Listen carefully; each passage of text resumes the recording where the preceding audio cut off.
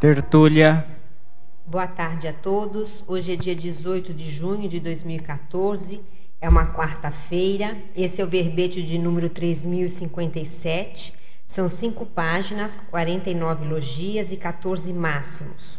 O tema de hoje é diários. A especialidade é grafopensenologia e a nossa verbetógrafa super veterana é a Kátia Aracaki. A Kátia, ela é psicóloga, ela é especialista em psicoterapia breve integrada, ela é mestre em gerontologia, ela é docente da Conscienciologia desde 96, autora do livro Viagens Internacionais, o Nomadismo da Conscienciologia, é tenepsista e epicom desde 2011. Vamos aqui para a nossa definologia. Os diários são os registros dos acontecimentos do dia a dia, elaborados pela Consim homem ou mulher, aos moldes do diário da TENEPS e do diário de memórias, podendo vir a se transformar em obra publicada com enfoque específico sobre determinado assunto, ordenado cronologicamente, contendo as vivências, análise e opiniões do autor, caracterizando o gênero textual. Pensenologia, o holopensene pessoal da anotação, os grafopensenes, a grafopensenidade, os prioropensenes, a prioropensenidade. Fatologia, os diários, as anotações do dia a dia, os registros cotidianos, o histórico guardado, a vivência fixada, a vida legível. Na parafatologia, as mensagens de amparador, as vivências parafenomênicas, os extrapolacionismos parapsíquicos, as vivências tenepsológicas. Eu chamo atenção aqui na argumentologia, nós temos aqui, ela colocou 22 tipos de diários, dividido em 2 categorias, vale a pena dar uma lida nisso com calma. Na remissiologia, nós temos agenda de autopensenização, faculdade de registrar, GESCOM, inventário da TENEPS, inventário proexológico. Os registros nos diários podem trazer revelações inéditas e úteis para mais pessoas, servindo de fonte de pesquisa ou conteúdo para futuros livros esclarecedores sobre realidades. Você registra as vivências pertinentes cotidianas em diários? Quais têm sido as decorrências produtivas desta prática? Nós temos aqui um item na bibliografia específica e na mega-análise da nossa equipe nós temos 20 itens. Cotidiano, registro, GESCOM, vivência, memória, grafofilia, disciplina, pesquisofilia, arquivamento, exemplarismo, interassistência, autoesclarecimento, parapercepciografia, grafopensenologia, tenepsologia, comunicologia, biografologia, historiologia, metodologia e cronologia. Antes de iniciarmos, a gente queria avisar que nós estamos fazendo uma pesquisa para descobrirmos qual é o conceito da conscienciologia mais original. Então, a gente quer que as pessoas indiquem o que elas pensam que seria o conceito mais original conscienciológico. Para poder participar, principalmente quem está fora aqui de Foz do Iguaçu, a pesquisa poderá ser respondida através do site do CGE, www.icge.org.br. E existe um item lá, pesquisa, qual é o conceito da conscienciologia mais original. Ou, se vocês preferirem, no próprio site das tertúlias, no menu à direita, já existe um link para a pesquisa que fica logo abaixo do próximo verbete aula. Então, fica no menu à direita do site da tertúlia. O prazo para responder essa pesquisa é 15 de julho. Então, nós temos ainda um bom tempo, dá para vocês responderem para a gente ter uma noção do que a gente pensa que seria o conceito mais original da conscienciologia. Vamos começar então nosso debate aqui na defesa do verbete. A gente vai perguntar para a Kátia por que desse tema, Kátia? O que te fez escolher esse tema? Mabel, eu acho bem interessante, né, alguns livros que hoje são referências históricas de alguns momentos em que não teve nenhum outro tipo de anotação e que foram derivados de diários, né? Então, alguns deles estão até citados nessa taxologia. E eu vejo que na conscienciologia, o pesquisador ele pode caminhar muito nas suas reciclagens se ele tiver algum tipo de diário dentro daquela área que ele quer trabalhar, do que ele está querendo mudar, reciclar. O que você acha que é o maior valor do diário, Kátia? Eu acho que é o continuismo. Então, a pessoa todo dia fazer anotação e aquilo vai criando um holopensene que eu acho que favorece o amparo de função, a pessoa ter lateropensenes, ter inspirações extrafísicas, e acho que isso vai dando um somatório, né, para pesquisa, para autopesquisa que está sendo feita. E a gente estava falando esses dias aqui dessa jornada, né, que é a jornada de conscienciometrologia, que vai acontecer a 4 a 6 de julho de 2014 aqui em Foz. E eu penso que o diário é uma excelente ferramenta conscienciometrológica. Ah, com certeza, não né? Imagina se a pessoa pega as perguntas do conscienciograma, ou de 700 experimentos, ou a própria questionologia da enciclopédia, e ela vai transformando essas respostas, essas reflexões, numa forma de diário, né? Ela não precisa responder uma por dia, que às vezes é muito puxado, mas ela pode, de acordo com o momento evolutivo, selecionar, né, uma temática e, a partir daí, ir fazendo esses autoquestionamentos e deixando registrado. Então, acho que a pessoa não... É tipo fotografia. Eu ia falar esse, né? termo. Exatamente. É igual a fotografia. A pessoa ela não perde aquele momento evolutivo, porque a gente acha que vai guardar, mas não guarda, é muita informação, né, a vida vai passando, é muita coisa que acontece. Então, se a pessoa não anotar, mesmo que seja uma forma sintética, uma forma até de planilha, ela vai acabar esquecendo. Por exemplo, tem gente aqui que está 20 anos na conscienciologia, né? Se a pessoa tivesse um diário, não é? Ia ser um estudo conscienciométrico, evoluciológico da pessoa, não é? Se você fosse aí reler. E aí o mais interessante é que a pessoa vai detectar mecanismos de funcionamento. Como que ela funciona, como que as reciclagens dela se dão, quais são padrões de repetição, porque isso, se a gente for ver, de uma vida para outra, e na mesma vida tem aqueles ciclos de mudança, ciclos de reciclagem, e eles têm características mais ou menos assemelhadas. É a questão da espiral evolutiva, que você vai subindo, mas você passa pelo mesmo lugar. Então, é bem interessante, porque eu acho que com o tempo isso vai ajudando o parapsiquismo, que a pessoa ela vai começando já a antever a formação de uma nova situação a partir da identificação desses parâmetros que ela já vivenciou e que ela conhece. É verdade. Dá para estudar os pensenes, dá para estudar linha proexológica. Pode falar. Não, complementando a questão do diário, e também o diário é uma das maneiras de se aprender a escrever. Ah, perfeito. Você já está vendo por um outro ângulo, né? Principalmente o jovem, o iniciante, ele escrevendo um diário tem muito que aprender na questão da escrita. Muito bom. Então... Agora, Eucardio, o ideal é a pessoa escrever um diário temático, né?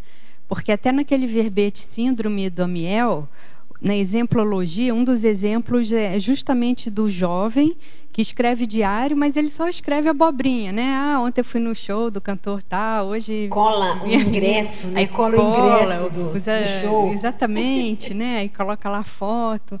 Então, assim, eu acho que para quem, né, quer pesquisar de uma forma mais séria, a pessoa deve escolher algum tipo de temática que possa ajudá-la a fazer algum tipo de mudança, de reciclagem.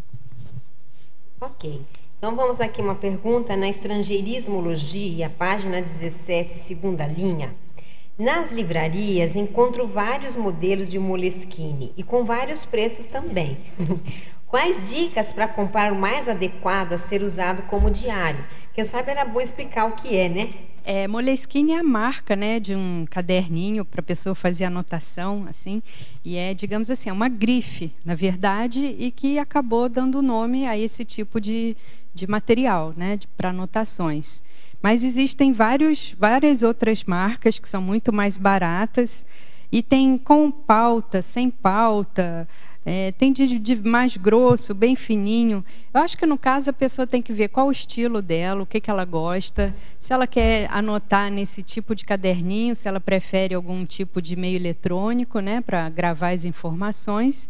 E eu acho que vai depender muito do perfil. Por exemplo, eu tenho a letra um pouco grande, então eu não gosto de caderno pautado, né? E também, se for um pedacinho de papel muito pequeno, não dá para eu escrever quase nada. Porque o Moleskine, geralmente, ele é bem pequenininho, né? Para você colocar no bolso, né? Na bolsa. Para quem não sabe, é um caderninho assim, né, Kátia? Com capa dura, geralmente. Tem capa flexível. Flexível também. Aqui, ó, tem um aí. É que agora, se depois a câmera pegar... Daqui a pouco pega ali a Lili, e ela tem... Eu acho que a maioria das pessoas sabem, né? E para mulher é bom porque põe na bolsa, para anotar o dia a dia. Pensenologia, página 17, primeira linha. Como podemos otimizar nosso holopensene pessoal da anotação? Olha, a pessoa ela tem que, eu acho que ter algum tipo de objetivo, né? E criar a infraestrutura, os recursos para isso. Desde onde que ela vai anotar, em que horário que ela vai fazer essa anotação, com que frequência, ela vai carregar esse bloquinho, esse papel, essa agenda com ela, vai ser num local específico. Então, eu acho que, para quem não tem o hábito, a pessoa deve começar a anotar o que ela conseguir, uma vez por semana, uma vez por mês, e depois ir aumentando essa frequência. Agora, quem sabe, Kátia, quem sabe que ajude a pessoa a ter um objetivo também com aquela anotação, né? Para poder dar uma motivação. O que eu vou fazer com as minhas anotações daqui a um mês? Exatamente. Não é? Questão do objetivo. E aí fica mais interessante do que um anotar por anotar, né? Fatologia, página 17, segunda linha. Quando podemos utilizar o arquivo gráfico para nossas anotações? Olha, eu acho que você pode até anotar em papel, mas em algum momento você tem que digitar essas informações, né? Porque senão vai acumulando aquele monte de papéis e você vai ficar desorganizado. Na hora que você precisar consultar uma informação, você não sabe onde está, você não consegue dar um find, então acaba desperdiçando material. Então, eu penso que num primeiro momento é até possível se fazer anotações manuscritas, mas depois a pessoa passar para o computador e ela já pode fazer uma filtragem, né? E passar as informações mais relevantes. Maniologia, página 18. Como evitarmos cairmos para o excesso, a grafomania? Que é o que você estava falando. Acho que, de novo, a pessoa tem um objetivo, não é verdade? E ela vê se ela está conseguindo priorizar aquilo que ela quer alcançar e trabalhar a questão da objetividade da síntese. Você fazer um diário não quer dizer que você tem que escrever páginas e mais páginas, né? Você pode escrever aquilo de uma forma bem sintética e que você vai entender com os detalhes necessários, mas você não precisa nem passar horas escrevendo e também não precisa escrever sem parar. Vale a pena dar uma olhada no verbete Síndrome de Amiel, do professor Valdo, né, que fala um pouco sobre essa mania patológica de escrever demais e de uma forma vazia. Agora, você sabe, Kátia, que eu estava pensando enquanto você falava de escrever demais. Hoje em dia se escreve tanta bobagem, perda de tempo no Facebook, blog. Não é blog. Puxa vida, né? O que custa passar 10 minutos escrevendo as anotações importantes do dia, já que se escreve tanto à toa, né? Efeitologia, página 18, primeira linha. Poderia comentar a materialização ideativa enquanto efeito do registro e, a seguir, o efeito reflexivo da escrita? Vou começar então pelo segundo. Quando você escreve, muitas das análises que você faz, elas ficam muito mais claras. Então, vamos supor, você tem uma ideia, você tem um projeto, você está com um problema, você está querendo buscar uma solução. Enquanto você fica só pensionizando, refletindo sobre aquilo, aquilo ainda está muito, digamos assim, etéreo, impalpável. E, às vezes, a própria pessoa não consegue ter uma visão de conjunto e dar a dimensão real daquele conteúdo. E, quando ela escreve, às vezes você coloca numa única folha de papel. Aí você já parece que fica mais próximo, fica mais deglutível, fica mais assimilável, fica mais fácil de você poder ler, reler, interpretar e dar novas abordagens. E a questão da parte dessa materialização ideativa é justamente isso. Tem muita gente que pensa demais, mas não materializa nada, a pessoa não tem pragmatismo. Tem a pessoa que chega aqui, quero escrever 10 livros, mas ela não começou nem o primeiro. E ela tem um monte de ideias, mas o que ela já fez com aquele monte de ideias, né? Então, começa escrevendo, depois vem, escreve verbete, escreve artigo, né? E nada melhor do que começar a fazer essas anotações mais pessoais, porque isso é algo menos, assim, que gera um comprometimento menor, a pessoa fica mais à vontade, se desreprime. E tem até uma técnica ensinada por uma consultora americana em criatividade, que ela fala da escrita matinal. Então, ela tem um curso em Nova York, né, de criatividade para escritores. E ela escreveu um livro porque ela descobriu que se os escritores escrevessem todo dia pela manhã 3 páginas, mas do que viesse na mente, aleatoriamente, a pessoa vai pegar e escrever o que vier na cabeça dela. Ela, consequentemente, isso faz como se fosse uma higienização mental, um antibagulismo pensênico, e dá espaço para a pessoa ficar mais criativa. Mas o que ela reparou em paralelo é que as pessoas emagreciam.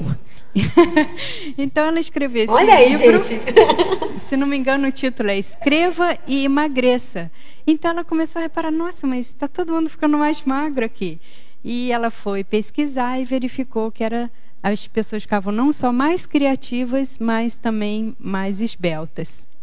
Provavelmente porque dá uma sentada na ansiedade, né? Exatamente, Quer dizer que a pessoa estava toda E pensa aqui... Nova York, Mabel, o pessoal, imagina, né? Aquela correria, 1000 por hora, 1000 por hora. Né? 1000. Agora, Kátia, já que você está nessa linha, fala um pouco da influência da escrita na hora de fazer a retilinearidade pensênica, que eu acho que vai por aí que você está falando. Como que a escrita ajuda a você pensar de uma maneira mais reta? Eu acho que a escrita faz um raio-x da pensenidade do autor, né?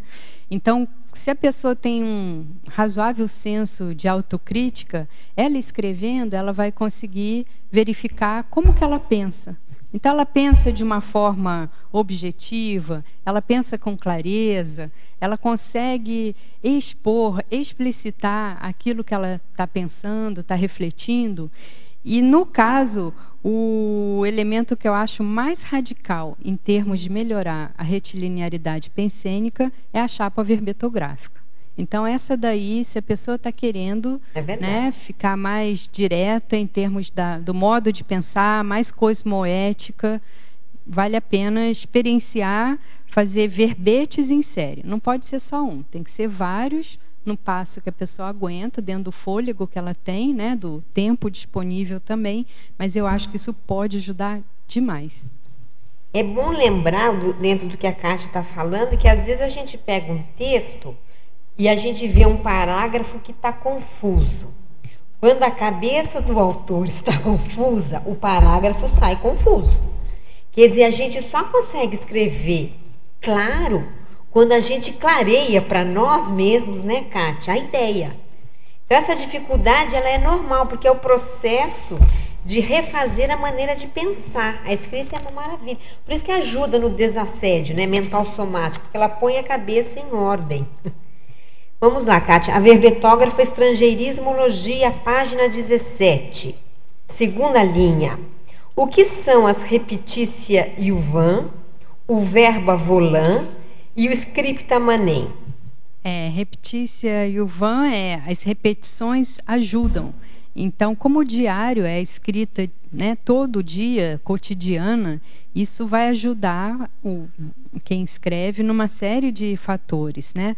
O verba volant, scripta manent, as palavras vão e a escrita permanece.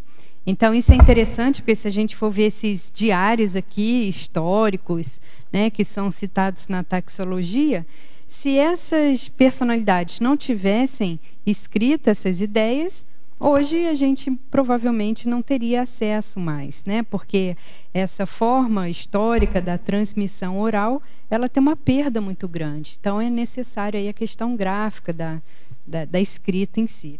Eu estava lembrando, quando você está falando dos diários históricos, do diário parapsíquico, né?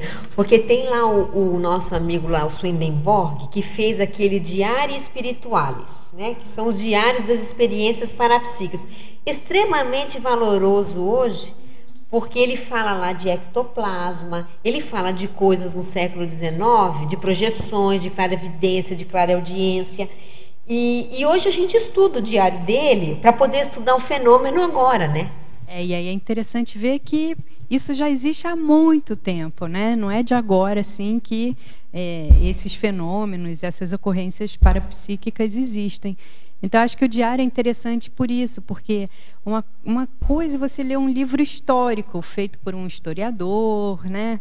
Um historiógrafo, tudo mais. Outra condição é quando a pessoa ela tem essa capacidade de registrar aspectos assim interessantes, importantes da vivência dela, da vivência, né, do entorno onde ela mora, onde ela vive, e aquilo depois serve de parâmetros, e um parâmetro bem fidedigno, né?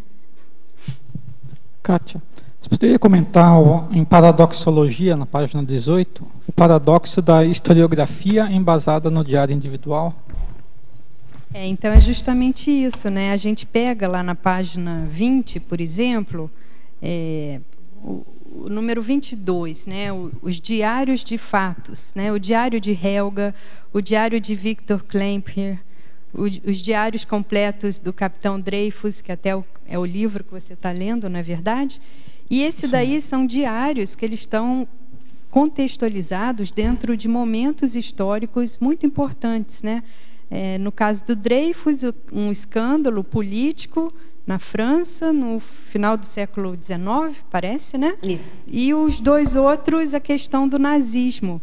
E esse diário do Victor Klemperer foi a única referência histórica que eles encontraram de um determinado período. Então, se ele não tivesse escrito, não teria nada.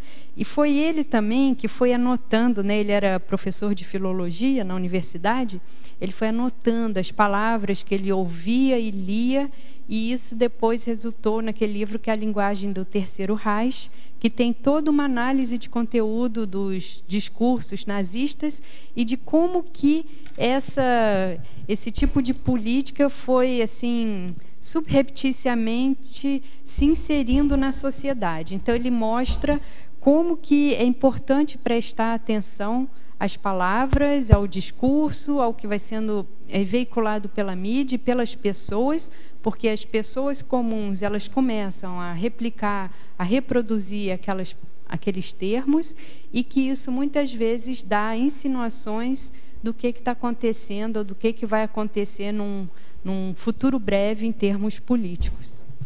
Mais uma pergunta. Na mesma página, em polinomiologia, poderia comentar o polinômio vida atual, escrita, vidas futuras e autorrevezamento? Esse aqui é justamente, digamos assim, uma das metas, né, que a conscienciologia propõe aos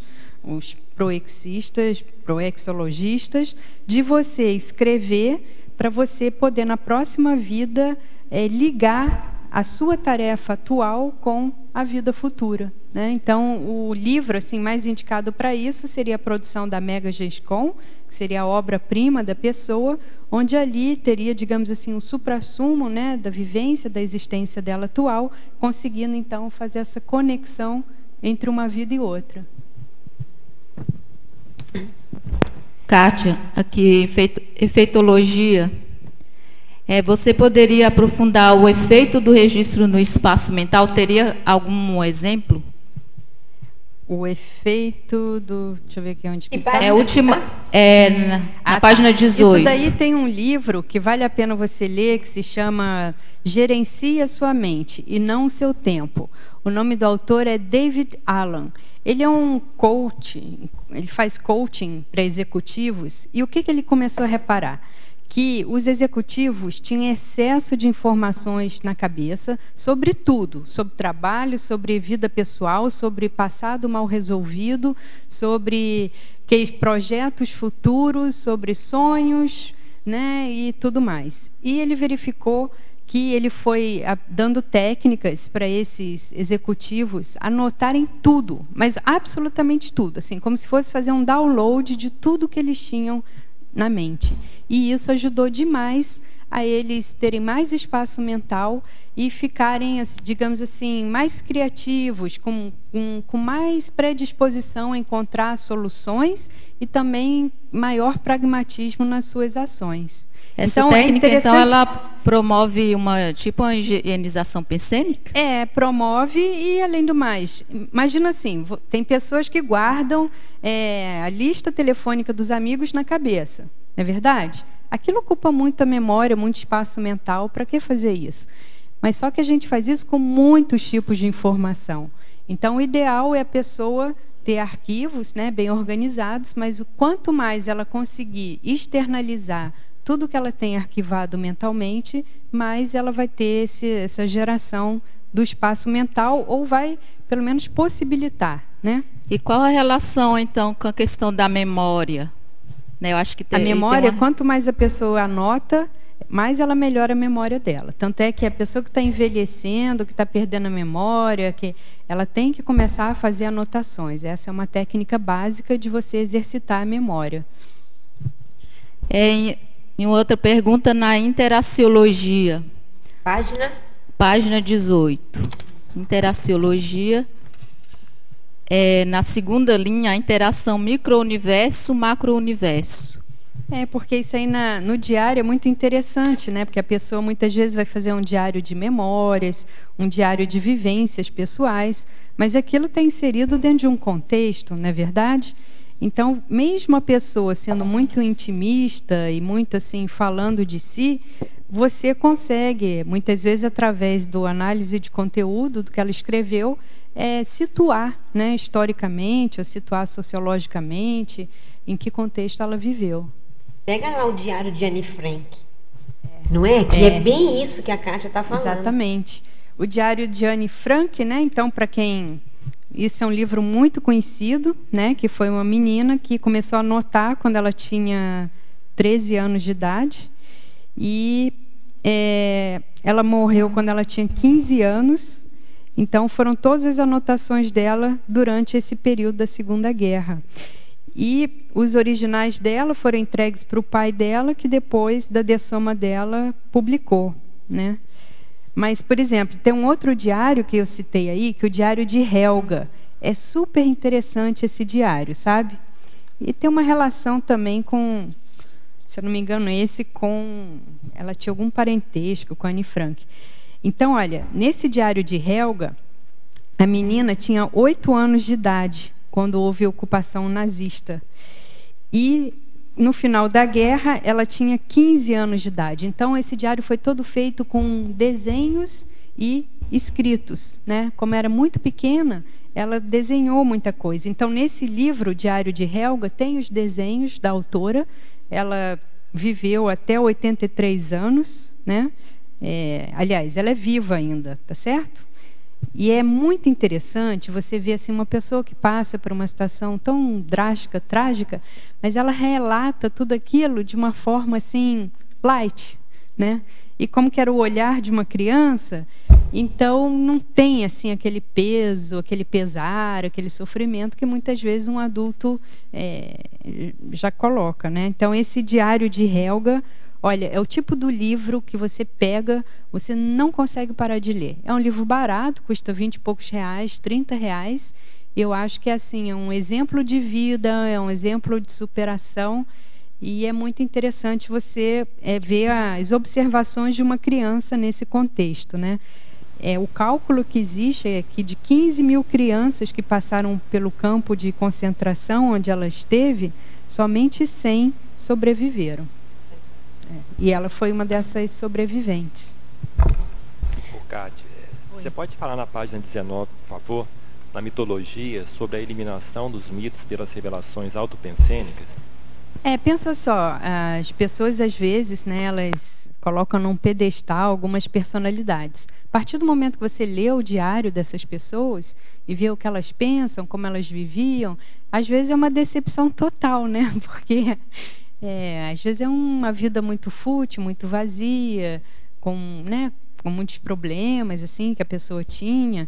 Então, eu acho que isso faz os mitos caírem, né? As biografias ajudam muito nisso, principalmente as autobiografias. Nem sempre aí, no caso, são diários, mas muitas vezes tem um ou outro que ainda é a questão do diário, sim. Tudo bem? Megapensenologia, página 17, segunda linha. Poderia comentar o Megapensene? Registremos o melhor.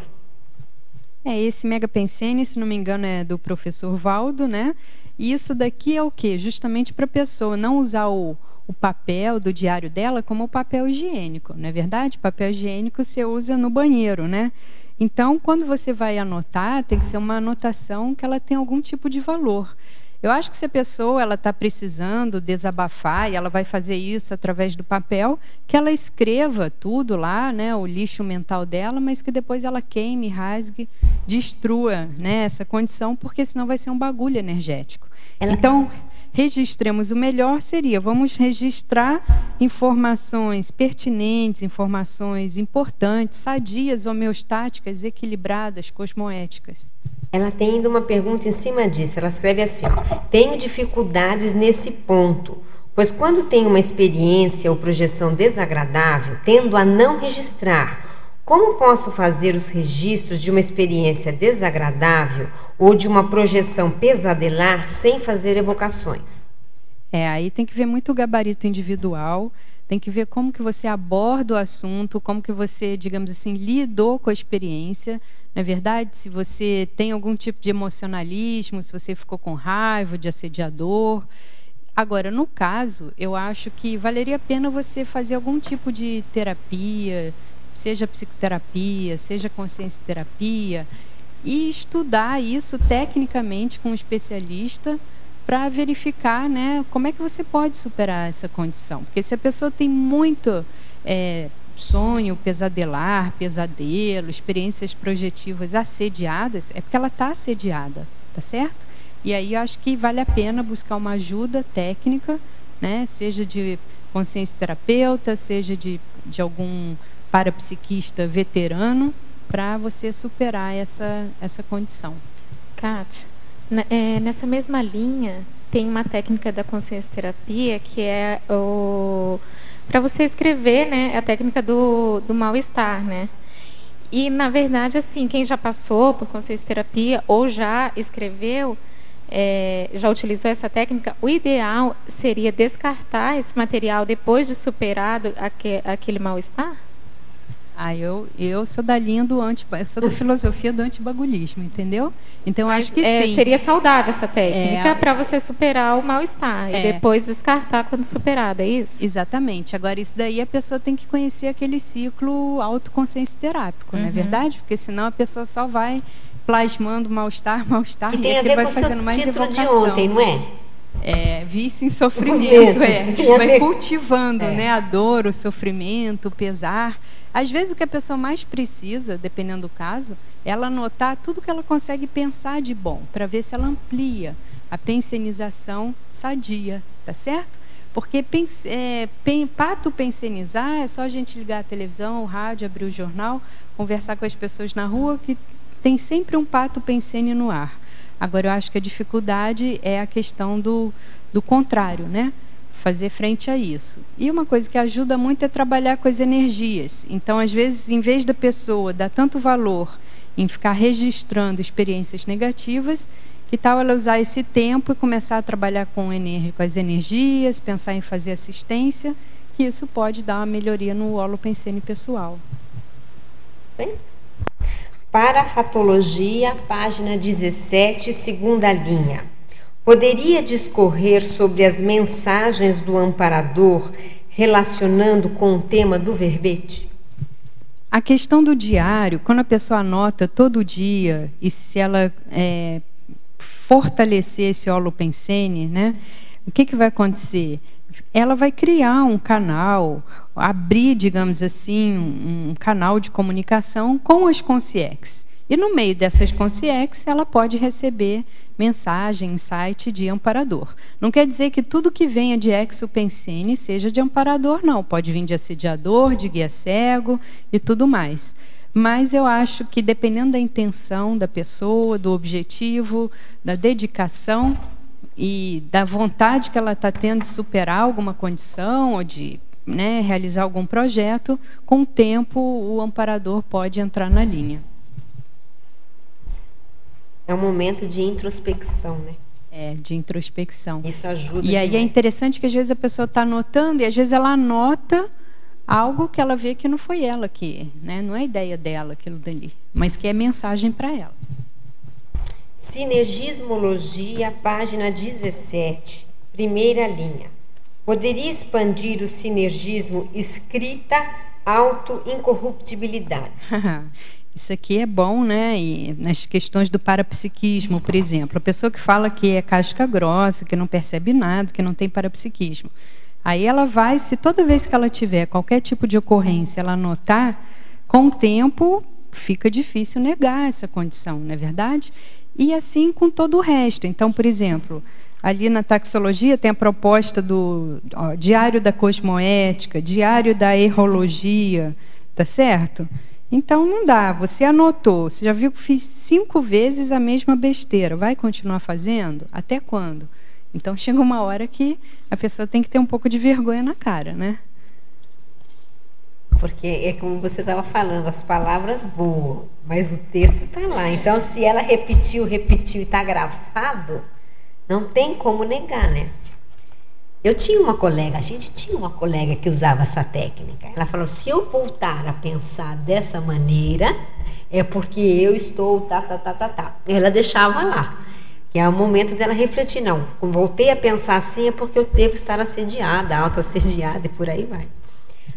Parafatologia, página 17, primeira linha. Poderia relatar as inspirações de base extrafísica? As inspirações são justamente essas ideias que vêm, no momento de escrita.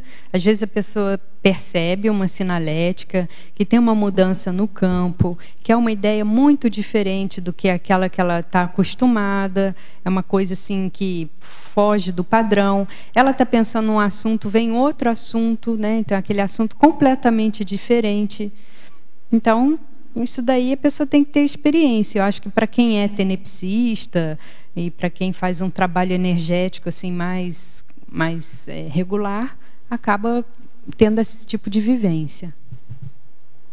Kátia, na página 17, em fatologia, você coloca na terceira linha o reforço à memória. Quer dizer, esses diários realmente reforçam a memória. Você poderia falar um pouco para nós? Então reforça tanto a memória de quem escreve e pode ser um reforço à memória também, da pessoa que lê, das pessoas que estão envolvidas. Então pensa só, até dentro dessa questão do sociograma, do estudo das relações, dependendo do diário, ali no diário a pessoa vai citar o círculo social, os amigos, as pessoas com quem ela convive, tudo mais. Então, esse daí vai ficar um reforço ali também no sentido de memória, enquanto assim, registro de acontecimentos de uma determinada época. A gente estava comentando antes da tertúlia, né? Se a gente tivesse esse hábito, eu, por exemplo, se eu tivesse esse hábito de ter marcado, ter feito um mínimo de anotações, há 19 anos atrás, eu fiz uma projeção, uma retrocognição. Um ano eu guardei o idioma que eu falava.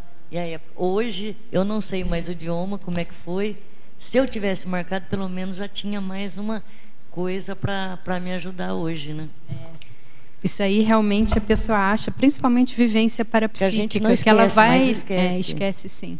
Você não pode ser. Eu não esqueci várias coisas, mas o idioma e a música que foi que eu comentei com você saiu, deu branco. Por mais que eu esforce, por mais que eu queira, eu não consigo.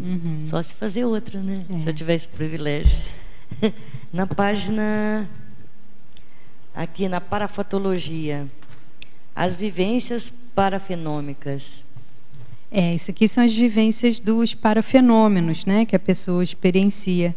Isso aqui tem um verbete muito interessante do professor Valdo, que é o sequenciamento parafactual, que ele fala justamente que se a pessoa não anotar, ela não consegue ter a visão de conjunto ali de um determinado fenômeno, que às vezes vem em capítulos. A própria retrocognição funciona assim, não é verdade? Em geral, a pessoa não tem assim todo o enredo de uma retrocognição. Aquilo vem em fragmentos. Então, esse registro ele é muito importante para, pouco a pouco, a pessoa compor esse quadro, essa visão de conjunto da parafenomenologia pessoal. Ok, obrigada. Olha, a pergunta que eu tinha agora era justamente essa. Então, o nosso amigo aí de Goiânia se sinta respondido. Não é isso? Fatologia, página 17, primeira linha. Como funciona os registros cotidianos? Então, são esses registros que a pessoa vai fazer no dia a dia. O conteúdo vai depender do interesse, do objetivo, do momento evolutivo, né, daquilo que a pessoa está querendo registrar, do que ela muitas vezes qual a especialidade dela. Então, por exemplo, a professora Mabel ela tem registrado a aparição das Consciex, né, aqui na Cognópolis e tudo mais. Não sei se todo dia tem alguma coisa, mas praticamente todo dia. Então, acho que é basicamente isso. Eu acho que o bacana desse diário que a Kátia está falando, ela já até comentou, é a visão de conjunto. Depois de um certo tempo, você vai analisar e você vai cruzando, né, Kátia, informações e de repente você descobre uma lógica ou uma paralógica por trás que no diário não está explícito, mas no estudo está, né? Eu acho que tem isso no diário da TENEPS. Se você for estudando, você vai vendo né, uma paralógica que é do nosso amigo lá. Exatamente. Kátia, o professor Valdo, hoje na mini tertúlia, exaltou o seu trabalho aqui na tertúlia durante muito tempo, fazendo as anotações, e comentou também o quanto que isso ajudou assim, no desenvolvimento da sua capacidade de registro, e exaltou muito isso. Eu não estava aqui na Conscienciologia ainda nessa época, eu queria que você falasse um pouco dessa experiência, como é que isso te ajudou e como é que foi essa sua vivência. O que aconteceu foi assim, quando eu vim morar aqui, eu fui trabalhar no Holociclo, né? E aí o que aconteceu? Às vezes o professor Valdo chamava a gente lá, tudo, e eu achava interessante o que ele falava. Então, tudo que ele falava eu comecei a anotar. Aí chegou um ponto que ele falou assim, olha, eu queria que você começasse a anotar, então, as minhas aulas, tudo, porque aí ele guarda para ele fazer verbete, escrever livro, tudo mais, né? Porque assim como qualquer professor que dá aula sabe que muitas vezes você fala algumas coisas que são ideias originais, né? Que saem ali no momento. Então ele queria guardar esse material. E a partir daí eu comecei aí nos cursos dele, ainda não tinha tertúlia, depois começou a ter tertúlia, aí vinha nas tertúlias, e aí durante mais ou menos de 2001 até o final, até janeiro do ano passado, eu fiz essas anotações, né? Então era um processo assim que no começo não era diário, mas depois se tornou diário. E no começo eu tinha muita dificuldade, eu tentei digitar, mas eu não conseguia acompanhar, ficava com muito erro os arquivos, depois aquilo me dava muito trabalho de ter que acertar. Então eu achei melhor começar a manuscrever, e aí era muito mais fácil para mim, no caso, né? Algumas pessoas sugeriam eu arrumar algum método eletrônico, assim, mas quando envolve coisas de parapsiquismo, energia, esses métodos falham, esses métodos dão problema, gravador que não grava nada, filmadora que, né, não filma. Então eu achei, não, vou escrever mesmo. E foi muito importante esse trabalho em termos assim de disciplina, em termos de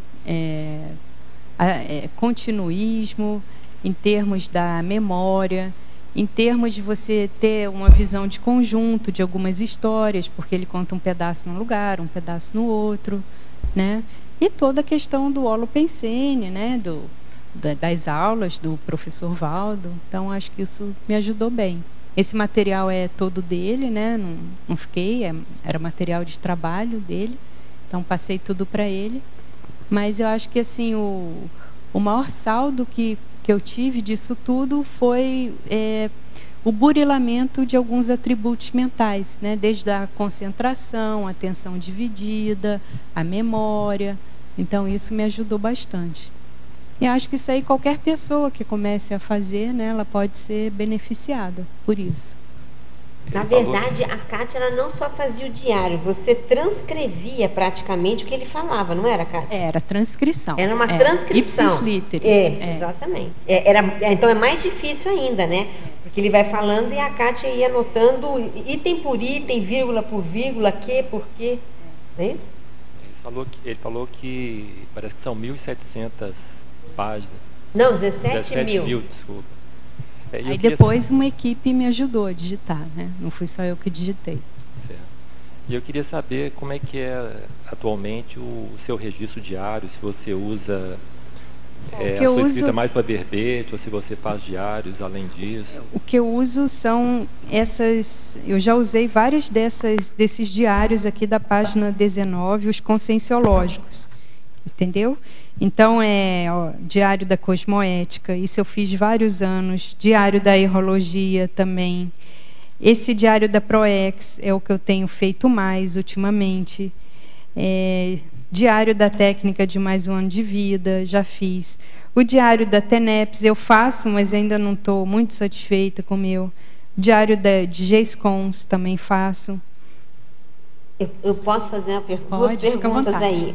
Explica pra gente o Diário da Proex, o que você vê de conteúdo, e o Diário de GESCONS.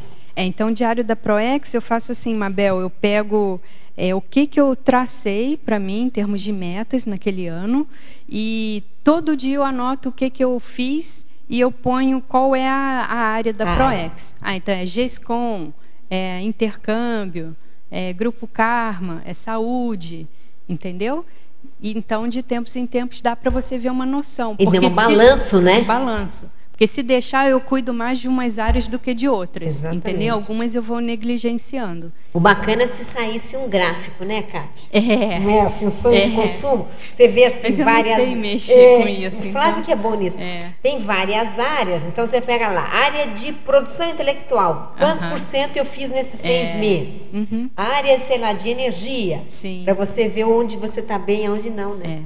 E daí que o Flávio, no site do ICGE, tem várias planilhas lá de autopesquisa que eu acho que podem ajudar quem está começando a fazer essas anotações. Mas aí o que eu vejo? Eu vejo que dependendo do momento que a pessoa está vivendo, ela vai priorizar um diário ou outro, né? Mas e o de GESCONS? O de GESCONS é você ir anotando ideias para GESCONS, tá? Pode ser tanto a ideia do conteúdo em si, então você anotar uma palavra, assim, anotar uma frase, a ideia para uma GESCON ou uma ideia de GESCON. Eu tive ideia hoje de fazer um artigo sobre isso. Eu tive ideia de escrever um manual sobre isso. Entendeu? É que é um pouco parecido com aquelas ideias fetais, era isso que chamava? Os originais fetais? Não é esse o nome. Não, o Júlio tem uma pasta disso, que eu não lembro o nome que ele dá. Mas originais fetais são os conteúdos. O conteúdos. Mas esse diário de GESCONS pode ser qualquer... As duas coisas, tanto o conteúdo quanto em que GESCON que um dia você pretende colocar isso. Isso aí... Porque às vezes no dia, assim, naquela época não dá para você fazer, né? Claro. Essa coisa do diário, Kátia, é como se a gente fizesse, assim, no meu entender, um micro laboratório diário. Não é isso? Exatamente. Porque você vai lá para o laboratório aqui, do CAEC, de Saquarema, seja lá onde for, você entra para fazer uma imersão para pensar em si. O diário é isso. É isso. É esse momento que a pessoa dá uma parada no box. Uma parada no dia, e ela vai dar um balanço em alguma área da vida dela, né? Quanto tempo você faz essa análise assim dos diários? E outra questão, esses diários, né? Você listou vários. Você faz em cadernos separados? Como é que é essa técnica? Tem uns que eu faço digitados e outros eu faço em agendas mesmo. E tem uns que eu tenho umas agendas que eu acho mais fácil, porque aí qualquer hora do dia eu posso pegar e anotar. Mas, por exemplo, esse diário da Proexia eu faço digitado, tá? Até para eu poder cruzar alguns dados, eu acho mais fácil. Cada diário desse, você coloca alguma técnica de registro? Por exemplo, eu faço registro, já vai para quase 3 anos. Todos os dias eu anoto o que acontece no meu dia, o que acontece na TENEPS. Então, eu estou lá com alguns cadernos e eu estou ainda pensando quais técnicas para extrair informações, porque ali dá para escrever vários artigos, livros, né? Você começa a ver como você é rica em informação. Então, assim, se você tem alguma técnica específica de extrair essas informações desse material. Olha, eu tenho, na verdade, um armário desses de aço inteiro cheio de anotações e que eu ainda não tive tempo de mexer, assim, para... Vocês acham que a Kátia foi escriba? E é ainda, né? Mas aí o que eu estou fazendo? Tem muito verbete, o que eu faço? Eu lembro, eu um dia fiz uma lista de não sei o que, aí eu cato lá a lista e faço o verbete e ponho a lista, entendeu? Quando eu estava no complementar e tal, eu tive tal ideia assim, serve para um verbete. Então, eu estou falando hoje, assim, como que eu uso, tá? Uma técnica específica. Eu não tenho, porque ainda não tive tempo de parar para fazer um levantamento disso. Tá aí uma coisa legal para vocês pensarem lá, na Conscius. Que é como começar a cruzar esses dados para fazer conscienciometrologia. Porque a Kátia está falando dessa aplicação, até meio prática, né? Que ela pega o que ela escreveu e joga. Mas para vocês... Né? Teve uma época até que o professor Valdo pediu para analisar uns diários aqui, lembra? Lembro, um pesquisador.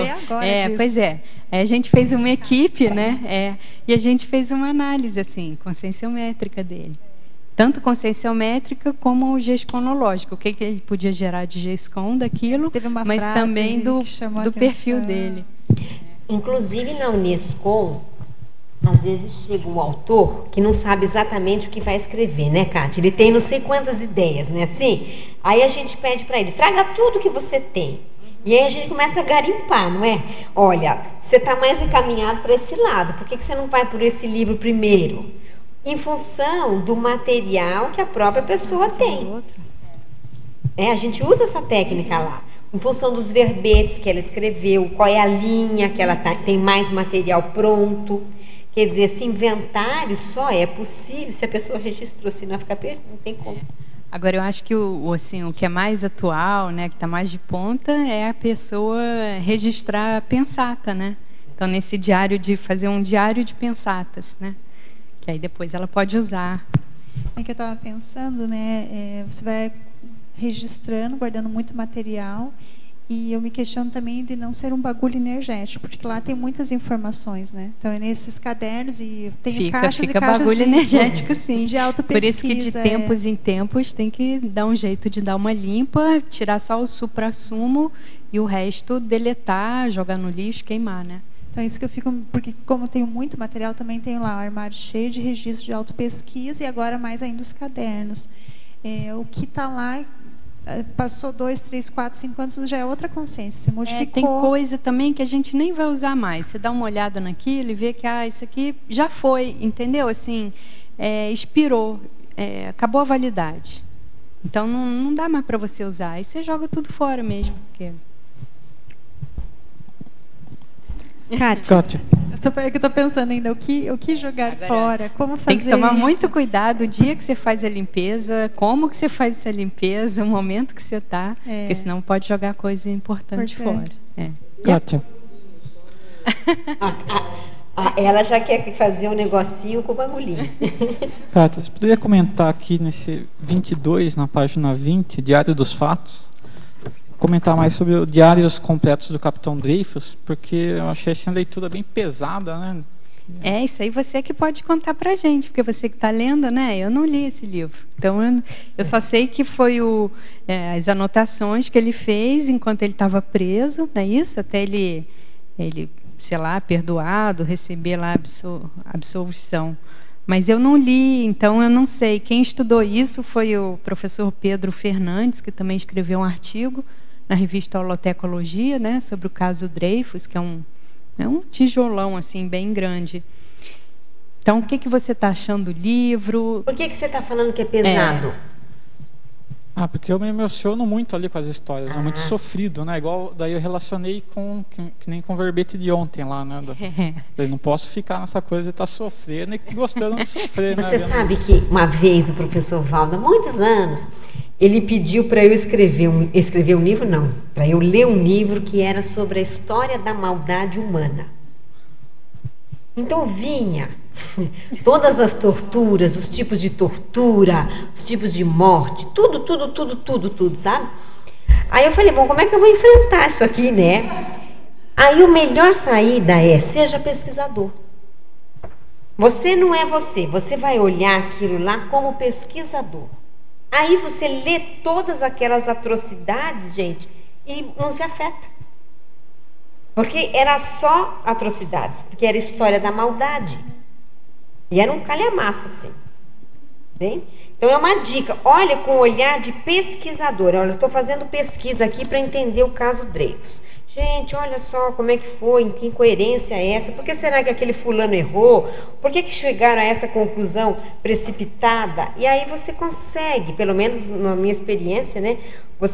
Foi possível deglutir aquilo tudo sem me abalar muito, né? Muito. Porque tinha momentos que era difícil. Trabalha com as energias também. Então, ok.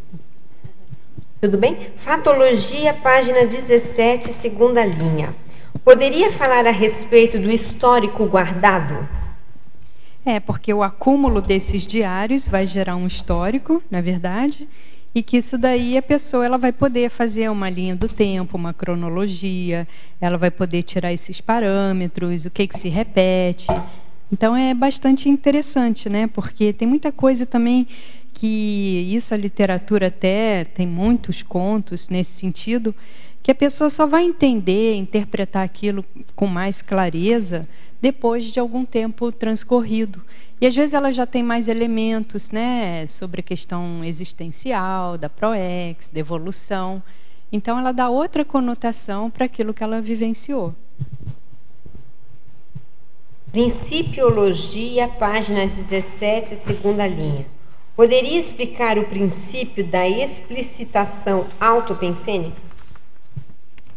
Página 17, segunda linha, Principiologia. O princípio da explicitação autopensênica. Porque no diário a pessoa ela vai justamente fazer isso, né? Ela vai deixar mais transparente aquilo que ela pensa, o que ela vivenciou, o que ela sente. Então, acho que ela tem que ter esse princípio de querer explicitar, o da Glasnost lá que a Conscius, né, tenta ajudar os pesquisadores. Kátia, fala do caso lá da Juliana, já que ela está falando de explicitação autopensênica, explica isso que é bem bacana. Então, olha, gente, na página 19 tem lá o primeiro diário conscienciológico, é o diário da autopensenidade. E tem uma voluntária nossa, que é médica, consciência-terapeuta, e que fez uma pesquisa durante um bom tempo sobre essa explicitação autopensênica. Então, tem um artigo dela publicado na revista Consciência, o nome dela é Juliana dos Remédios, e, se não me engano, o nome do artigo é Pensenograma. Tá certo? Se vocês procurarem no site de CGE e dar um find em artigos ou autores, o nome da Juliana, vai sair o nome de todos os artigos dela, que já foram publicados. E ali vai estar o nome corretinho, em que revista saiu e tudo mais. E no site da revista Consciência também, né? Pode fazer a busca pelo autor. Agora, o que é legal disso é que ela ia anotando, né, Kátia? Todos os PENs e os SENs. Exatamente. Que é um mapa. Isso é um mapa conscienciometrológico que ela estava procurando. Tem até sugestão de planilha para ir anotando. Tem, não tem? Mas tem sim. Ela é consciencioterapeuta, acho que depois ela foi passando essas ideias até na própria consciencioterapia. Efeitologia, página 18, terceira linha. Poderia explicitar o efeito impactante das informações desconhecidas? Justamente quando surge um desses diários, como desse professor, né, o Viktor Klemperer, muita gente não tinha noção do que tinha se passado ali naquela época, naquele contexto, né, dentro daquele período de guerra. Então é interessante, é uma revelação. Eu acho esses históricos bem mais interessantes, no meu ponto de vista, do que só a história contada, vamos dizer, oficialmente. E a história contada oficialmente, ok. Mas a história contada por alguém que vivenciou, ainda que tenha um viés parcial, porque é o olhar daquela pessoa, né? Ela é extremamente reveladora. Né? Essas informações desconhecidas. E a pessoa, ela participou, né? É pesquisador participante lá da pesquisa, né? É outro olhar. Então, os bastidores, às vezes, mais interessantes vão estar no diário, não vão estar no livro oficial que a gente estuda no colégio. Kátia, desse item, você teve alguma experiência pessoal no continuismo do registro dos seus diários? Algum insight dos amparadores? Alguma pérola negra? Também poderia ser, né? Ou não, esse efeito impactante das informações desconhecidas? Tem, porque também tem as autorrevelações, né? Porque você não...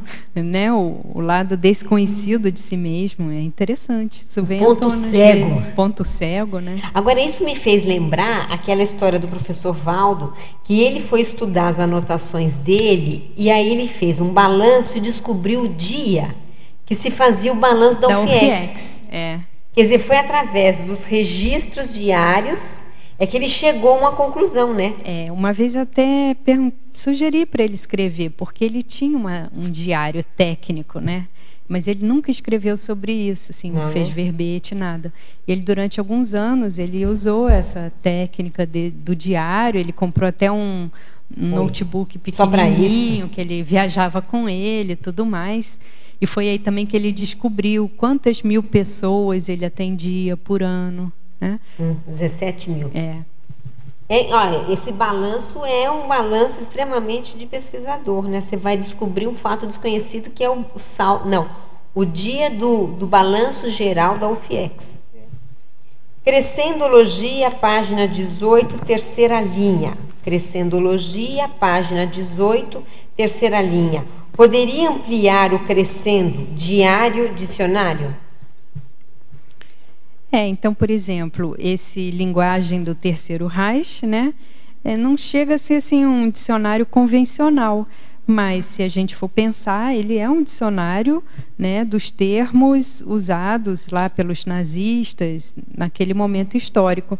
Então, a partir das anotações do diário do Viktor Klemperer, que ele fez vários diários, né, ele também chegou a essa condição dessa terminologia do Terceiro Reich.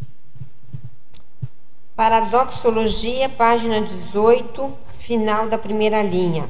Poderia expandir e exemplificar o paradoxo de anotação pontual atingir milhares de consciências? Então, é justamente isso. Por exemplo, o diário da Anne Frank, né? Algumas personalidades que leram falam. É uma voz que fala para 6 milhões. Né? Então, assim, quantos milhões de exemplares já foram impressos, traduzidos e lidos, né? Então, por mais que tenha sido uma menina que escreveu, uma adolescente, não importa, a informação está chegando às pessoas. Taxologia, página 19. Como funciona o item 4, Diário da Interassistencialidade? Nesse diário, eu acho que a pessoa ela deve colocar todos os recursos que ela tem, que ela pode usar para fazer assistência e demandas interassistenciais, mesmo que ela não tenha como atender aquilo no momento, né? Mas aquilo fica ali registrado como algo que ela possa fazer futuramente. Então, tem muito desperdício em termos de oportunidade de interassistência. Você sabe, Kátia, que você falando isso é aquela história do diário dos trafores para ver se há trafora ocioso. Então, você tem lá uma série de trafores. Eles estão sendo aplicados ou não. O diário vai te dar isso, né? Ai, com certeza, né? E que trafor que eu não usei ainda. E a pessoa pode dar ideia também, né? Então, vamos supor assim, você passa na rua e você vê uma situação lá com um bichinho abandonado na rua. E você pensa num tipo de assistência que daria para fazer. De repente, não é você que vai fazer, mas você pode encaminhar aquela ideia para alguma instituição, algum grupo que mexa com esse tipo de assistência, né? Então, não quer dizer que tenha que ser você que vai fazer todas essas assistências, mas você também pode gerar ideias para outros assistentes. Ainda em taxologia, página 20, poderia desenvolver o item 17, diário de pesquisa? Por exemplo, diário de pesquisa de Januária Alves. Olha, esse livro eu não li, tá certo? Isso daqui, quando eu estava fazendo essa taxologia, eu procurei, né, fiz uma pesquisa e procurei alguns tipos de diários aqui para fazer essa classificação. Então, eu encontrei esse, mas eu não li esse livro, eu não tenho esse livro. Eu até perguntei para a equipe da Enciclosapiens se eu poderia mencionar obras que eu não tinha tido contato, porque eu não ia comprar um livro só para ler, só porque eu coloquei num verbete, se não era algo assim que eu tivesse muito interesse. Mas dentro dessa área a gente pode ver os diários de Darwin, os diários de Humboldt, que são aqueles naturalistas que eles viajavam e eles iam anotando no diário, né, Cátia? Que é um diário de pesquisa. Darwin tá aqui, ó, Mabel. Tá aí, né? É a viagem do Beagle, né? Beagle. Essa viagem do Beagle foram os diários e anotações dele, né, ao longo dos 5 anos de expedição que ele fez, né, levantamento topográfico. E então é bem interessante, tem muita coisa, eu até tirei um material aqui, mas é muita coisa para falar, só vou falar essa pontinha. Mas aí, só lembrar, esse é um diário de pesquisa que ela está perguntando. Com certeza. Que a pessoa está perguntando. É que aqui. É um diário de pesquisa de viagem, de né? viagem, por isso que ele está classificado no de viagem. Exato, Tânia, você quer perguntar alguma coisa? Ou não? Ainda não. Olha, há um mediador, mas você pode responder aqui, Kátia. Eu gostaria de saber para que serve a central extrafísica da verdade e da energia. Onde ficam localizadas tais centrais? E quem revelou a existência delas? Bem, quem revelou a existência delas foi o professor Valdo Vieira, né, que é projetor veterano, parapsíquico veterano e propositor da conscienciologia. Onde elas ficam, se você descobrir, vem contar para nós. Um para-GPS, não é isso que a gente está precisando? Agora, tem verbetes sobre as centrais, né? Tem a de energia, da fraternidade e da verdade. Então, você pode aprofundar um pouco mais no tema, aí, fazendo o download dos verbetes. E essas centrais, na verdade, são comunex, né? Comunidades extrafísicas avançadas, especialistas nessas condições aí. Então, uma questão energética, que funciona como se fosse uma Itaipu, reforçando questões da interassistência. Outra questão da fraternidade, então mais ligada à própria assistência em si. E a outra questão da verdade, que seria as ideias, né? A parte mais mental somática. Das Verpons, né? Verpons. Paradoxologia, página 18, segunda linha.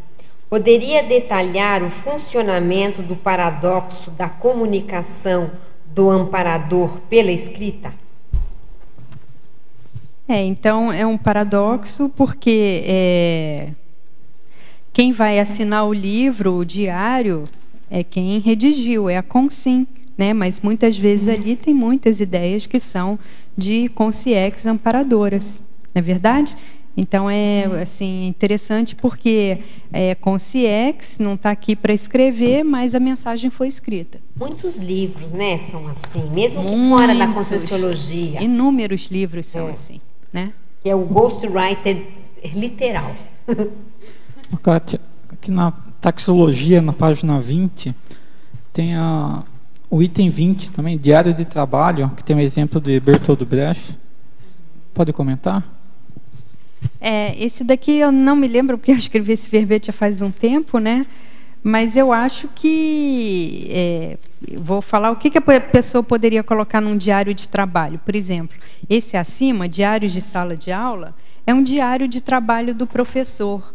Então, é bem interessante esse livro, porque o professor ele faz reflexões sobre a docência dele, sobre os bastidores da sala de aula, sobre como ele pode melhorar a questão, né, da interação com os alunos, do ensino.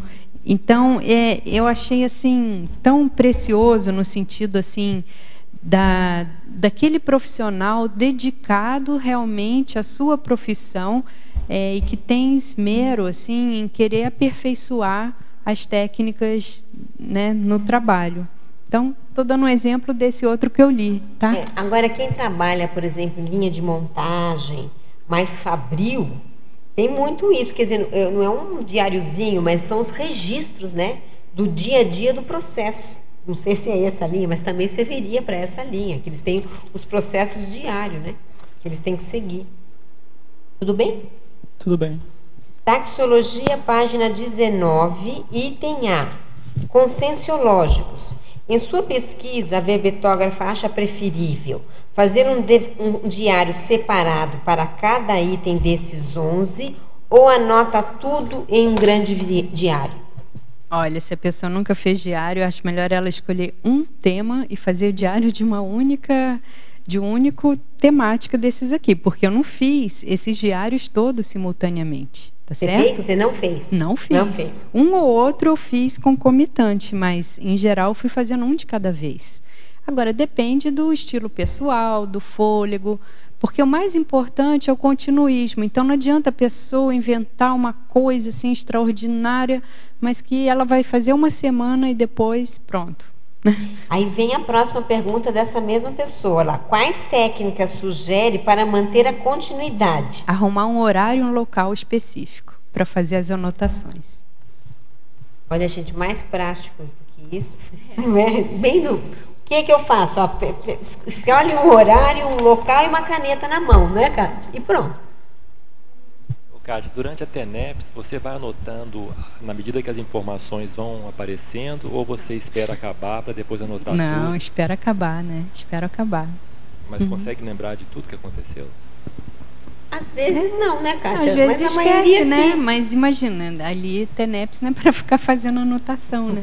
Não sei que seja uma coisa, uma informação extraordinária, assim. Mas não, eu espero acabar e às vezes também quando acabo não lembro mais, às vezes quando acabo também tem que sair. Nem sempre... Esse meu diário da TENEPS, ele ainda não é nota 10 não, sabe? Ainda está precisando melhorar. Agora, o moral da história é, no meio da TENEPS, a prioridade não é escrever diário, é isso?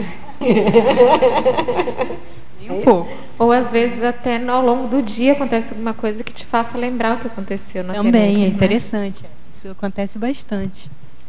Isso me lembra a história do Hernandi com aquela pesquisa dele, né? Que ele vai olhando os fenômenos parapsíquicos que acontecem na dinâmica e depois ele checa com os fatos do dia a dia. Que também pode ser feito na TENEPS, né? E aí ele vai checando, olha, viram lá uma enchente não sei aonde. E aí vai checar se houve ou não houve aquilo, né? Isso é bom para até dar isso segurança. Vale a pena, exatamente. Comprovação, né? E dar segurança para a pessoa dizer, não, eu estou no caminho certo, né? Quer dizer, acho que o grande mérito disso é a pessoa saber que ela está no caminho certo. Bem? Fobiologia, página 18. Poderia falar a respeito de autopesquisofobia? Qual a causa dessa fobia? Pois é. Aí podem ter N causas, né? Não sei se a Rosângela aí da conscienciometria quer falar alguma coisa. A pergunta é, qual é a causa da fobia de se fazer pesquisa? Mas é autopesquisofobia. Ai, a gente pode... A pessoa tem medo de se avestruz, enxergar, não é? de O se avestruz? ver, né? Não quer olhar a imagem no espelho. O que é uma loucura, porque, na verdade, geralmente, quando a pessoa vê, ela vê coisa melhor do que ela imaginava. Também, né? Vai descobrir algo. Mas o que me vem assim, é uma fuga de se enxergar, né? Uma defesa da autoimagem, alguma coisa está pegando aí. Isso tem a ver com aquela incorruptibilidade que a Kátia estava comentando. Quer dizer, no caso aqui, a falta, né, de incorruptibilidade. Que a gente percebe assim, quando a pessoa começa a investir, ela começa a ver traços dela, todos, trafor, trafar e trafal, né? E muitas vezes ela se depara com esses traços. Às vezes ela não gosta do trafor, de enxergar, né? Muitas vezes, é o trafar, né? Não é bom. Muitas vezes não, ela vai ver o que tem de bom. Né? Mas às vezes a pessoa foge do trafor e não do trafar. É isso que você está falando, né? Pode fugir. Mas, em síntese, quem tem autopesquisofobia foge de si mesmo, né? É isso aí. Síndrome maior é essa. O avestruz. Já que nós estamos em síndrome, sindromologia, página 18, última linha. Poderia exemplificar o descarte da síndrome da despriorização? Se a pessoa não priorizar, ela não faz diário, porque a vida engole, né? No dia a dia, todo mundo tem muita ocupação, muitos compromissos, então vai ter que priorizar até criar o hábito. A Kátia está lembrando uma coisa boa. Às vezes a pessoa fala assim, eu tenho tanta coisa para fazer, agora estão querendo ainda que eu faça diário? Não é bem assim? Não dá para trazer uma coisa mais importante? E não, né? Porque é coisa rápida, não precisa ser a vida, né? O tempo inteiro, não é o dia inteiro que você vai fazer isso. E o efeito lá na frente, como a Marilu que estava falando, ele é grande, né? Se não anotou, perdeu. Taxologia, página 19 e 20. Poderia comentar os itens. Aí eu vou falando os itens, Kátia. O item 1 é diário da autopensenidade. Então, o diário da autopensenidade é justamente todo dia a pessoa anotar o que ela teve de pensionização. As ideias, os sentimentos, a questão do padrão energético, o que estava naquele contexto, né, que ela percebeu. E ela vai poder fazer ali uma linha dessa autopensionização. Ela tem uma autopensionização mais ou menos retilínea, equilibrada, uniforme. Isso varia muito, sofre variações em função do quê? Então, isso daí pode ajudar bastante a pessoa a se conhecer melhor e até corrigir, né, alguns mecanismos pensênicos, vícios pensênicos. Eu acho que esse diário é pura conscienciologia. Com certeza. Não é? Pura, porque diário de autopensenidade é a conscienciologia no seu âmago. Diário da outro diário que ele pergunta é diário da técnica de mais um ano de vida. Então, na técnica de mais um ano de vida, tem algumas planilhas, né, para a pessoa colocar as metas, discriminar assim, subitens dessa meta, em quanto tempo ela pretende alcançar aquilo, tem que resolver aquilo, né, porque é um ano de vida e ela vai dessomar, não é verdade? E é interessante a pessoa ir anotando o que vai acontecendo com ela no dia a dia. Uma pessoa que faz isso já há vários anos é a professora Malu Balona, né? E ela chega todo final do ano, ela imprime e dá tipo um livro, né, daquele ano dela. Então é interessante porque a pessoa vai vendo que às vezes o que ela planejou não é o que aconteceu, porque aquilo não era o prioritário. E todas as situações, sincronicidades que vão sendo criadas, o que vai sendo de fato desencadeado quanto mais a pessoa adentra a técnica. Então é interessante que às vezes a pessoa ela quer ir para um lado e os amparadores mostram que é para o outro, né?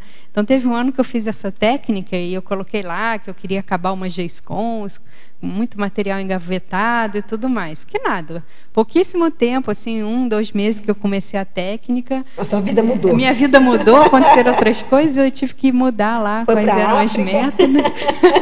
As metas. Te jogaram na África. Então é interessante. Tem um curso, né, Kátia, sobre técnica de mais um ano de vida. Tem um curso, sim. É Elizabeth, sim. Né?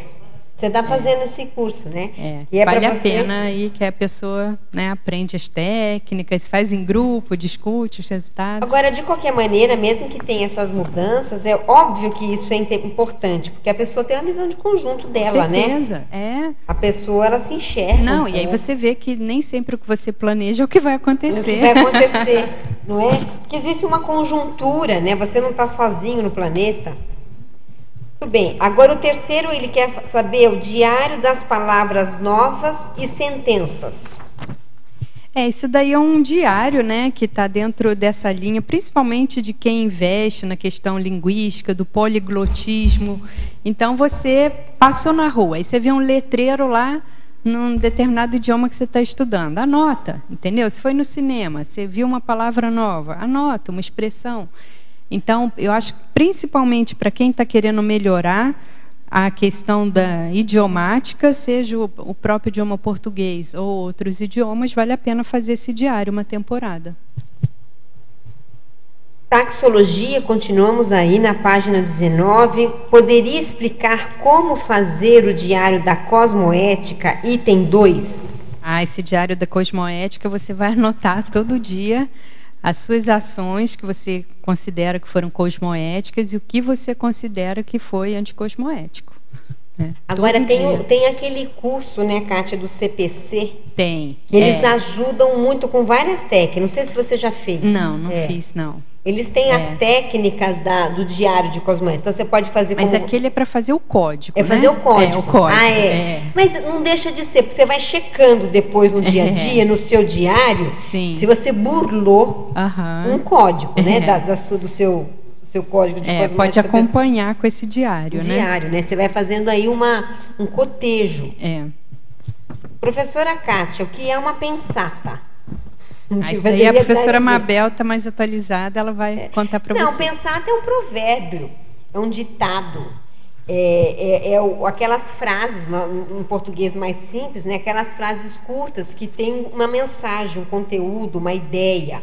O professor Valdo está chamando isso de pensata. E ele está escrevendo um dicionário de pensatas, que ele, por sinal, já acabou. Por sinal, ele tem 2 volumes de dicionário prontos praticamente e que devem ser publicados em breve. Aproveitando o ensejo, quem quiser comprar o léxico de ortopensatas, que são esses 2 volumes que o professor Valdo está lançando, a Editares está em promoção. Então, os 2 volumes custaria R$ 340. E eles estão vendendo por R$ 272. Então, veja, a pessoa, além de ela ter esse desconto, ela ajuda a publicar o livro, porque são 2 calhamaços. Gente, isso custa dinheiro.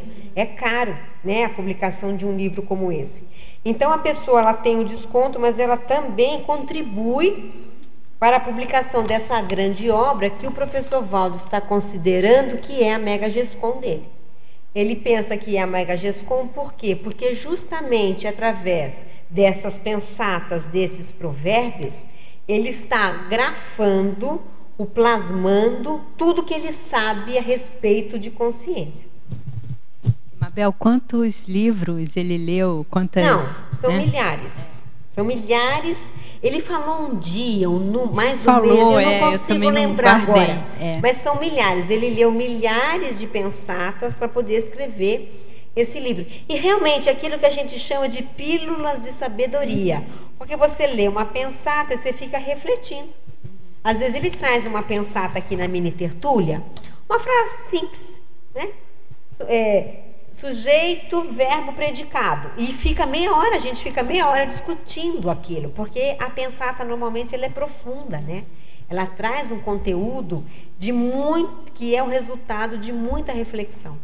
Então, pensata é isso, tá? São esses provérbios que se pode escrever.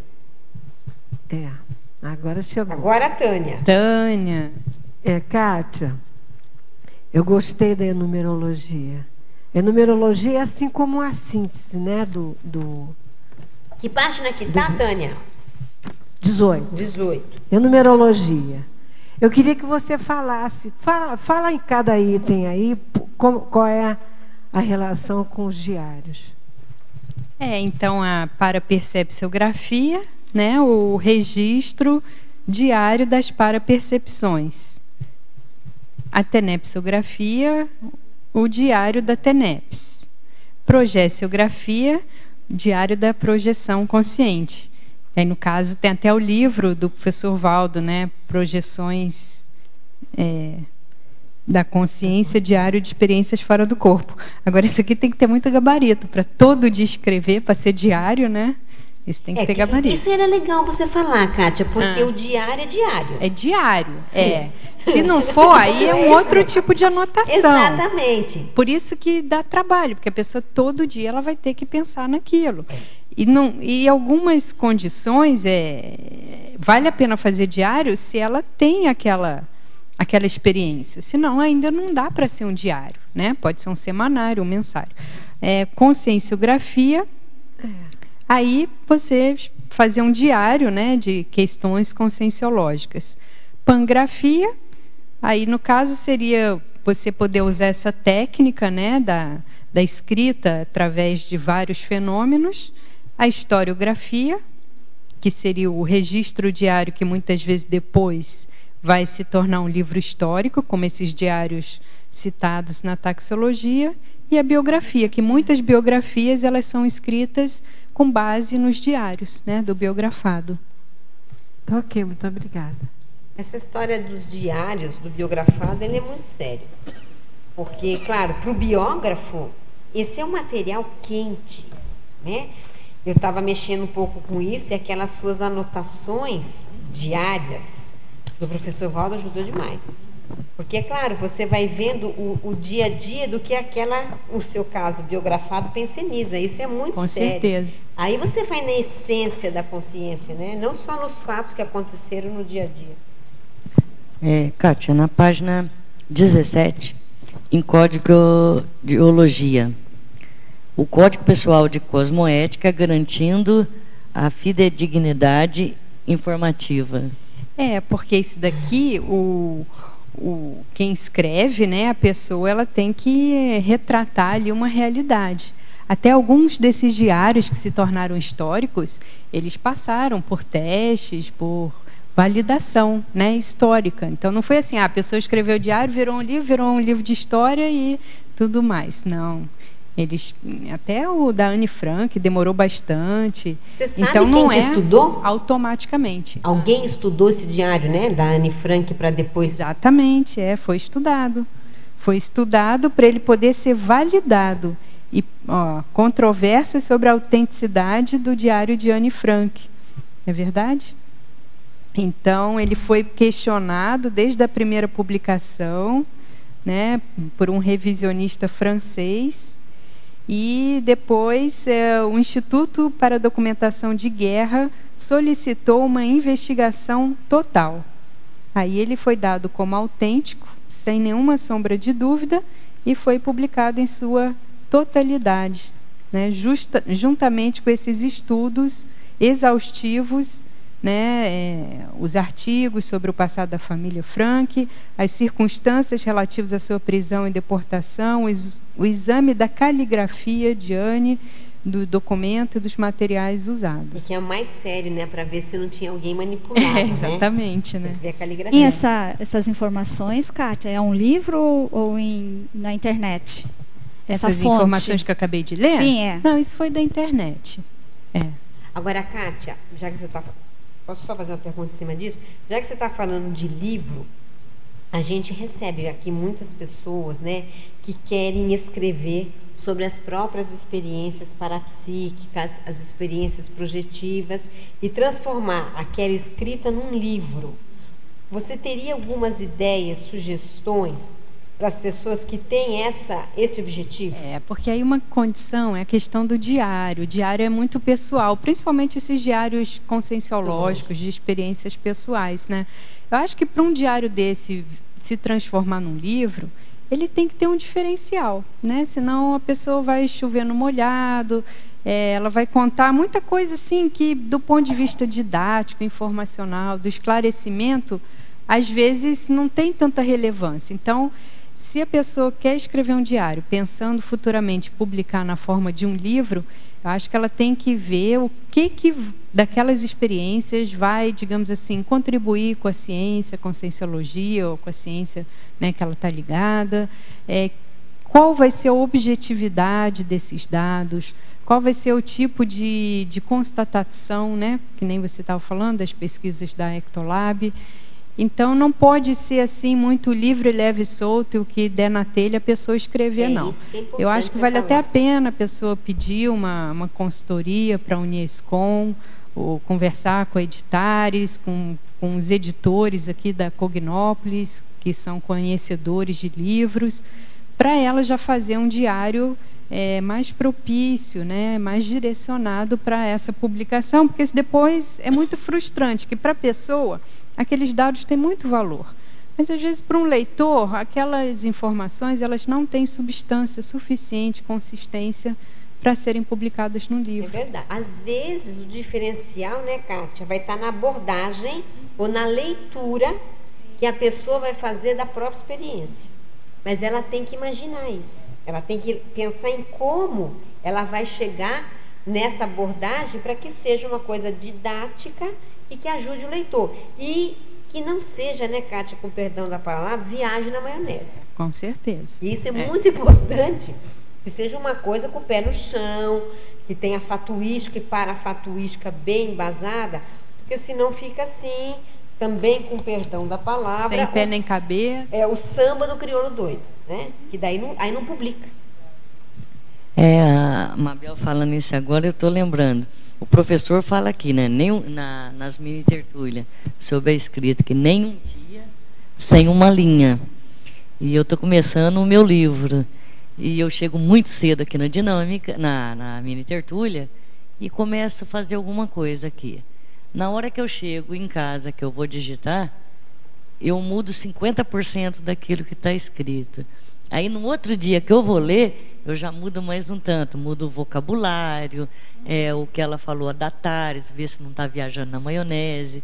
Aí vem as inspirações. Eu acho interessante. Começa aqui, e embora que é um ambiente propício para isso, fixa a ideia, a essência eu pego, levo para digitar, na hora que eu estou digitando, muda, e está saindo uma coisa legal. Viu? E um dia antes de você publicar de tipagráfico, você está mudando ainda. Não é assim? É assim, escritor é assim, ele vai mudando, porque o texto é infinitamente aberto para qualificações, né? Então, um dia antes, você está, não, muda aqui. Isso faz parte do serviço, né? Kátia, em neossinapsologia, a última neossinapse, as neossinapses provocadas pelo conteúdo dos diários alheios. Então pensa só, ler o Diário Projetivo aqui do professor Valdo, né, que é um dos livros básicos, assim, né, o Diário das Projeções.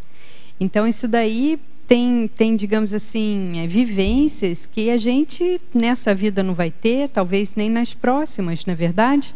Mas você lendo o diário de uma outra pessoa que teve aquela experiência, aquilo te cria, né, um ponto de referência, uma cognição a respeito do assunto. Isso, em termos do parapsiquismo, pode ajudar muito, né? É porque a experiência do outro pode chancelar a sua, né? Também. Aí você faz aquela comparação. Não, eu não estou tão errada, porque outras pessoas já vivenciaram isso. Isso é extremamente importante. Não estou fora da casinha. Não estou fora da casinha. Na ciência, principalmente na parafenomenologia, isso é crucial. Até que a pessoa ela tem uma confiança absoluta, né, nos próprios fenômenos vivenciados. Mas antes disso, ela precisa ter modelos. É verdade. Mais uma, Kátia. Em voluntariologia, você poderia falar sobre os dois? Os voluntários dedicados aos registros parapsíquicos. Então, nas dinâmicas, nos cursos de campo, no acoplamentário, né, no SCP-2, numa série de atividades parapsíquicas que são oferecidas pela Conscienciologia, tem voluntários, né, que ficam nessa função de fazer essas anotações, né? E a escrita tarística é a questão dos voluntários autores, os voluntários verbetógrafos, os voluntários artigos autores de artigos, por exemplo, não é verdade? E o voluntariado embasando para voluntariado, um exemplo de para-voluntariado é a TENEPS, as projeções assistenciais. Agora, se a pessoa não faz nem o voluntariado direito, como que ela vai fazer o para-voluntariado? Então, o voluntariado sendo um treino para o para-voluntariado. Kátia, na página 19, na primeira linha, você traz um mito, na mitologia, a eliminação dos mitos pelas revelações autopensênicas. Que mitos são esses que você queria... Aqui eu quis falar, muitas vezes, as personalidades que criam uma imagem pública, né? Nessa ideia dele que Essa ele ideia, tinha perguntado. exatamente. Não é um automito. Não, aí eu não tinha pensado eu também tanto em... pensei que poderia pode também, ser né? também, né? De você trabalhar, quer dizer, você tem às vezes uma distorção da própria autoimagem. E aí quando você vai no registro gráfico do que está acontecendo contigo, né, comigo, seja lá, aí você fala, opa, não é bem assim. Mas isso já tem que ter um grau de autocrítica bem... Muito mais. Porque quando a pessoa já tem essa autoimagem muito distorcida, aí o indicado é ela participar de consciência cobaia, né, os cursos de conscienciometria, consciência terapia, porque alguém tem que furar a bolha ali dessa autoimagem idealizada, né, digamos assim, consciência cobaia, né? Ok.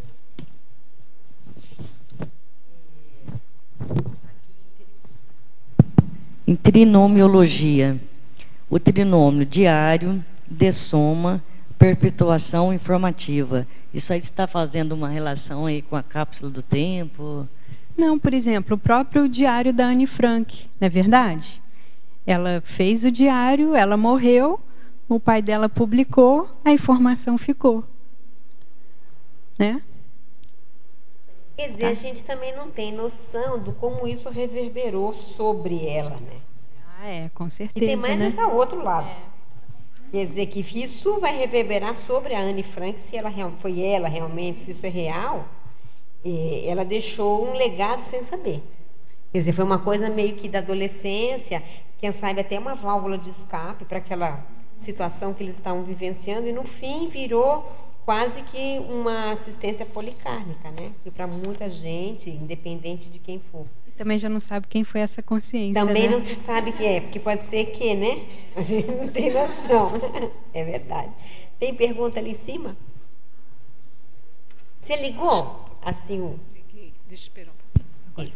Na página 18, aqui na polinomiologia, eu perdi. Esse polinômio, vida atual, escrita, vidas futuras, autorrevezamento. Dá para você explanar mais sobre isso? Então, pega, por exemplo, o próprio exemplo, né, desse diário da Anne Frank, não é verdade? Ela ressomando de novo, o que ela vai poder continuar a partir dessa escrita? Não é? Qual que será que... se não era uma proex dela, será que na próxima ela já vem com uma proex? E outra coisa, né?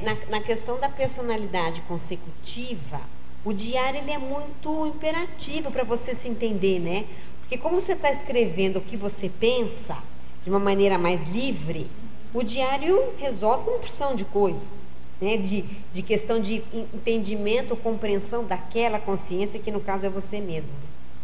Então, essa escrita, na verdade, ela vai ser como se fosse a mala que a pessoa deixa aqui na Terra, na vida humana, né? E aí, na próxima vida, ela pega de novo a malinha dela, abre, vê o que está dentro, o baú lá. É bem aquela história do baú, né? Que você deixa. Na binomiologia, na página 18, o último binômio aqui, binômio expressão, chave e enredo. Você pode falar um pouco a respeito? É a última linha na página 18. Isso aqui é o seguinte, é que muitas vezes quando você vai anotar, você não precisa anotar tudo. Você anota uma palavra-chave, uma expressão-chave, e depois você desenvolve o texto. Então vamos supor, você teve uma ocorrência na rua, uma parapercepção. Às vezes não dá tempo de você anotar tudo, mas aí você anota ali alguma palavra que vai ser uma senha para depois desencadear aquela lembrança do que você vivenciou. E na colegiologia, o Colégio Invisível dos Escritores, como é que ele funciona na prática? Aqui o Colégio Invisível de Escritores pensa em todo mundo que escreve no planeta Terra e que troca informações, né? Então tem escritor que tem blog, tem escritor que tem site, tem os, né, escritores que se encontram, que trocam... Uma academia de letras é assim. Mas aí não é invisível, não é né? Visível, é visível, mas eles têm entre eles, eles têm. Que não seja dentro da academia, mas são os colegas. Então, esse colégio invisível é essa troca de pesquisas de um grupo específico. Tá? Antigamente eram as cartas. Não é? Que um mandava um filósofo, mandava para o outro filósofo discutindo um tema, né? E aí criou-se esse colégio invisível. as dúvidas pesquisísticas, os pontos de vista. Olha, concordo, não concordo, gostei do seu artigo, não gostei, concordei, discordei.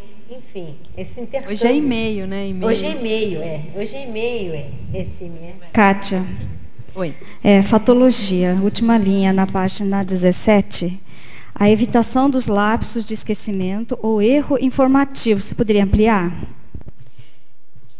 Porque isso aí, se a pessoa não anotar, ela vai esquecer, ou muitas vezes, quando ela lembrar, ela vai lembrar, mas aquilo ali de uma forma distorcida, não é verdade?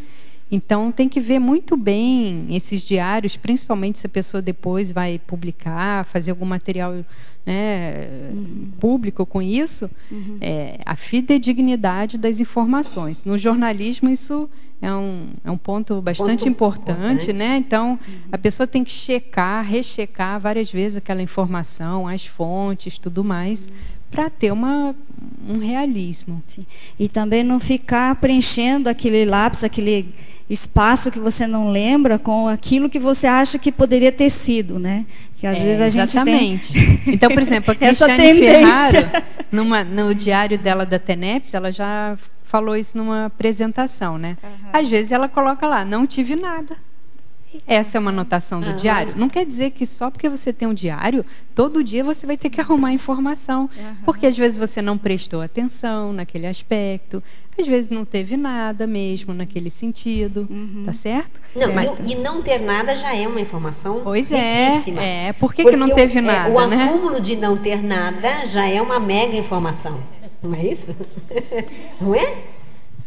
Kátia. Oi. Aqui na fatologia, você fala na primeira linha, observação de realidade. E depois, lá em crescendologia, cadê? Perdi aqui. O crescendo, observação e para observação. Você poderia fazer um cotejo? Observação de realidades. Então, por exemplo, o Viktor Klemperer, quando ele foi demitido, né, quando houve a ocupação nazista, então ele começou a escrever o que ele via na vida cotidiana ali, né, de onde ele morava. Agora, a questão das para-realidades aí é para quem tem gabarito, não é verdade? Então, assim, se a pessoa tiver condições, é interessante ela fazer essas observações do que ela vivencia factualmente na vida humana e também o que ela vivencia extrafisicamente, parapsiquicamente. E cruzar esses dados, né? Agora, Kátia, você traz aqui em tecnologia as técnicas de arquivamento. Você coloca aí na página 18. Eu sei que você tem uma certa experiência nisso. Como é que é o arquivo? Como é que você arquiva essas informações, já que você eventualmente está trabalhando com várias frentes? Só eletrônico, pastas? Como é que você trabalha com isso? Olha, Mabel, tem uma parte que eu faço no computador, né? Então, aí o arquivamento são os arquivos do computador. Tem outra parte que eu faço nas agendas mesmo em papel, porque eu acho mais acessível, mais fácil. Eu vou guardando as agendas no armário. E tem outra parte que eu fiz em folhas soltas. Então, isso daí, assim, de um tempo para cá está mais organizada, mas de um tempo para trás está um pouco bagunçada. Mas vamos supor... Aí você tem que ir colocando as temáticas, até isso, né? Que eu queria... E aí você põe cada pasta com uma temática separada. Eu estava vendo a pessoa que está começando agora, e ela fala, vou fazer diário de 2 realidades. Né? Qual que é o passo a passo? Vou começar meu diário. O que ela poderia fazer em primeiro momento? Eu acho que uma coisa que a pessoa deveria fazer logo no início é ela estabelecer de quanto em quanto tempo ela vai dar um balanço naquelas informações. Porque senão vai acumulando muita informação, entendeu? E aí o tempo vai passando, a pessoa não prioriza e ela acaba desperdiçando informação, porque às vezes é aquilo que a Rosângela falou. A pessoa já mudou, já é outra consciência, já fez reciclagem, aquilo ficou no passadão, já é quase que uma outra vida, e ela não aproveitou aquele monte de registro, né? O importante é ter um diário vivo, né? Tem que ser um diário vivo, funcional. Que dê algum tipo de produtividade com pragmatismo. E não seja um peso, mas que seja uma ferramenta. Exatamente. Né? O diário não pode ser peso. Não é o quê? Não é um karma, porque às vezes Porque às vezes a pessoa está lá escutando hoje a gente falar disso e ela pode pensar, puxa, mas fazer diário, que coisa. Mas não é um peso, né? Ela tem que enxergar isso como uma ferramenta de... Agora, para quem quer fazer autopesquisa, eu não vejo como fazer autopesquisa sem diário, né? Isso daí... Eu acho que no final das nossas vidas, embora a gente não saiba quando será, mas que a gente deveria ter algo assim publicado. Por causa desse autorrevezamento. Com certeza. Porque, por exemplo, a gente estava conversando antes da tertúlia daquele dicionário do Littré. Ele escreveu como fiz o meu dicionário. Aquilo que a gente estava discutindo não deve ter sido fruto de um diário obrigatoriamente. Mas, de qualquer maneira, é o que ele vivenciou naquela tarefa. Então, mostra muito ele. Um diário de trabalho. Um diário de trabalho. Quer dizer, isso vai ajudar aquela consciência na próxima vida de uma maneira absurda. Uma maneira absurda. Então, é o que o professor Valdo fala. No final da vida, você tem que escrever para você. Agora, a questão é esse final da vida, né? Que a gente não sabe quando é. Então, comece escrevendo desde agora. Mesmo que não seja para você. Mas sempre é, né? Para a gente, de alguma maneira. Tudo bem, gente? Chegamos então aí no nosso final. Queríamos agradecer à professora Kátia pela excelente defesa, aos tertulianos e teletertulianos que participaram. E a gente agradece e fica esperando por vocês amanhã. Obrigada, e aí vamos às nossas notícias. Obrigado. As pontuações da tertúlia de hoje são 19 assinaturas no livro de presença, 21 perguntas presenciais e 29 perguntas respondidas online. Hoje nós temos um recado. A Beatriz, com curso avançado em saúde consciencial.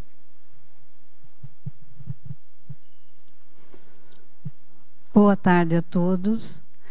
A OEC convida você a participar do curso avançado em saúde consciencial. Este curso possibilita ao participante vivenciar a autoconsciencioterapia e aprofundar nas autocuras. É um curso composto de 12 módulos, e os módulos são mensais. Ele acontecerá no campus da OEC, com início no dia 16 de agosto de 2014. Esta é uma oportunidade para você ampliar sua saúde consciencial, favorecendo assim maior equilíbrio e qualidade de vida.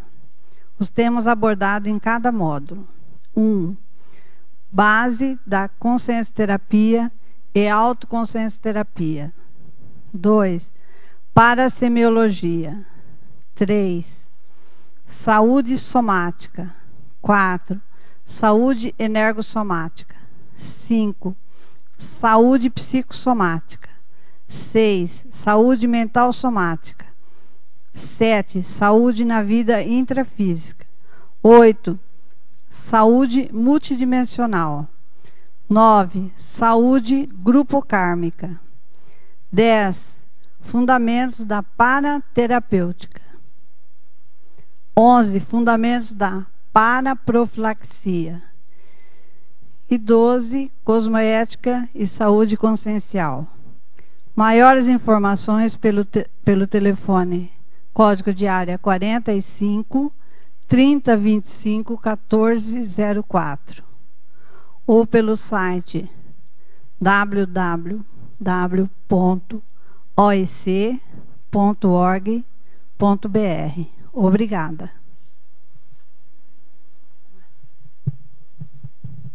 Boa tarde.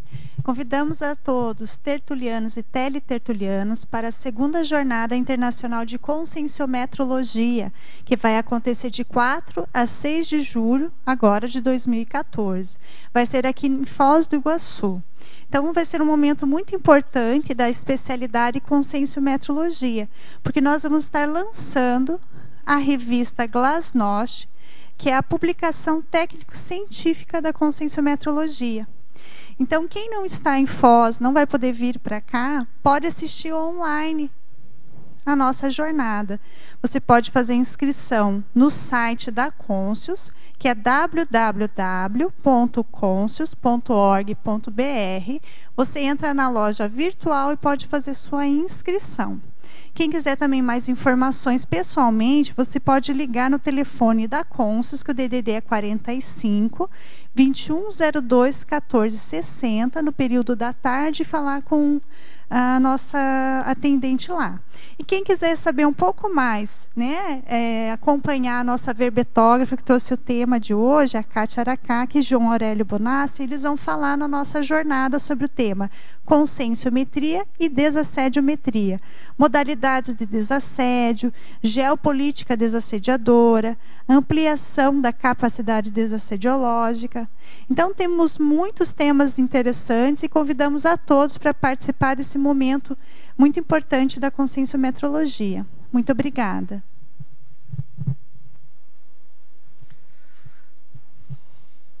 Para amanhã, teremos o verbete Interação, Desperticidade, Verponogenia, especialidade Despertologia, com o verbetógrafo Pedro Fernandes. Obrigado e boa tarde a todos.